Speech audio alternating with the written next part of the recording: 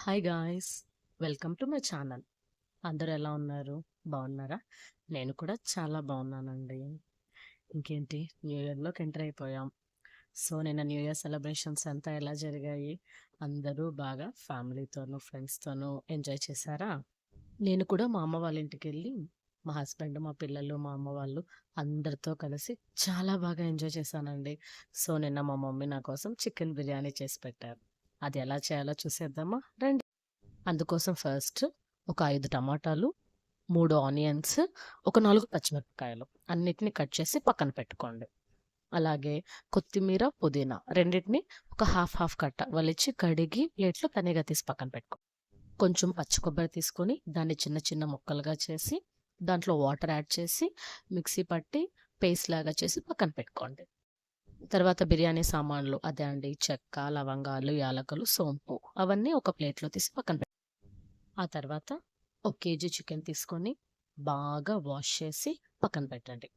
అందులోనే రుచికి సరిపడా కల్లులుప్పు, చిటికెడు పసుపు పొడి, మిరప్పొడి ఒక 2 స్పూన్లు, అలాగే చికెన్ మసాలా అది కొంచెం వేసి అన్నీ బాగా కలిసేలాగా మిక్స్ చేయండి.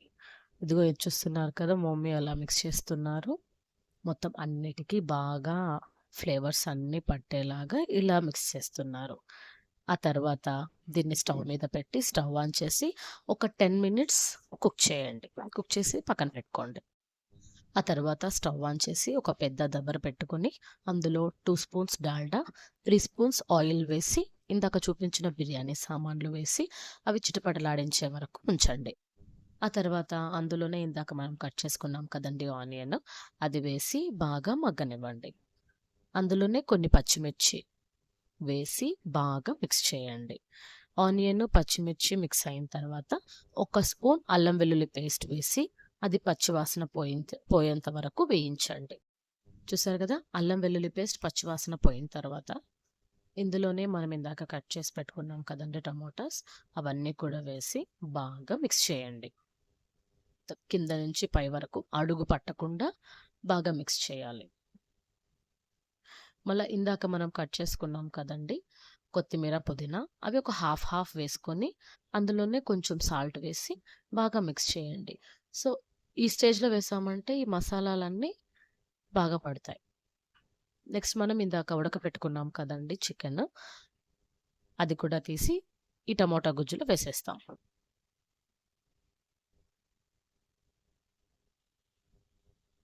మొత్తం ఆ చికెన్ స్టాక్ కూడా దీంట్లో ఉంది. మనం చికెన్ సపరేట్గా వాటర్ పోయలేదు, కానీ అది చికెన్లోనే ఆ వాటర్ ఫామ్ అయింది. అది కూడా ఇందులో వేసి అలాగే కొబ్బరి పేస్ట్ చేసుకున్నాం కదండి, ఆ కొబ్బరి పేస్ట్ కూడా వేసి బాగా మిక్స్ చేయండి.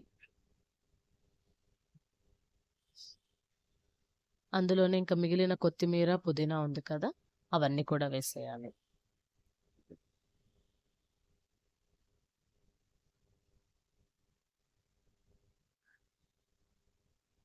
మొత్తం అన్నీ బాగా ఫ్లేవర్స్ అన్నీ దిగేలాగా బాగా మిక్స్ చేసుకోండి. ఆ తర్వాత బియ్యము ఒక గ్లాస్కి 2 గ్లాసుల ఎసరు. సో మనం ఇక్కడ 4 గ్లాసెస్ బియ్యం తీసుకున్నామండి, అందుకని మనము 8 గ్లాసెస్ వాటర్ తీసుకుంటున్నాము. అలాగే రుచికి సరిపడా ఉప్పు కూడా వేసి మూత పెట్టి కాసేపు ఎసురు కాగేంత వరకు ఉంచండి. చూసారు కదా, ఎసురు కాగిన తర్వాత మనం ఇంతసేపు నానబెట్టాం కదండి, ఆ బియ్యాన్ని అంతా వేసి బాగా మిక్స్ చేసుకోండి. ఈ స్టేజ్లో మనం కావాలంటే సాల్ట్ అవి ఎలా ఉందో చెక్ చేసుకొని అవసరమైతే కావాల్సినంత యాడ్ చేసుకోవచ్చు. సో ఈ బియ్యం అంతా వేసి బాగా మిక్స్ చేసిన తర్వాత మళ్ళా మూత పెట్టి హై ఫ్లేమ్లో ఒక 10 మినిట్స్ ఉడకనివ్వండి. చూసారు కదా, ఒక 10 మినిట్స్ తర్వాత ఇలా ఉంటుందన్నమాట. ఆల్మోస్ట్ హాఫ్ కుక్ అయి ఉంటుంది. అందులో చూసారంటే మీకు తెలుస్తుంది బాగా డిఫరెన్స్.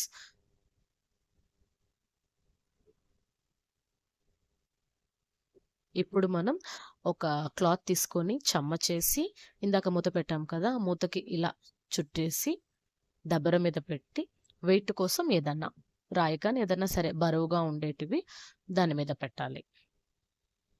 దమ్ కుక్ లాగా అనమాట. లోపల ఉండే ఫ్లేవర్స్ అంతా బయటికి వెళ్ళకుండా. అలాగే సిమ్‌లో పెట్టేసి ఒక 15 మినిట్స్ ఉడకనివ్వండి.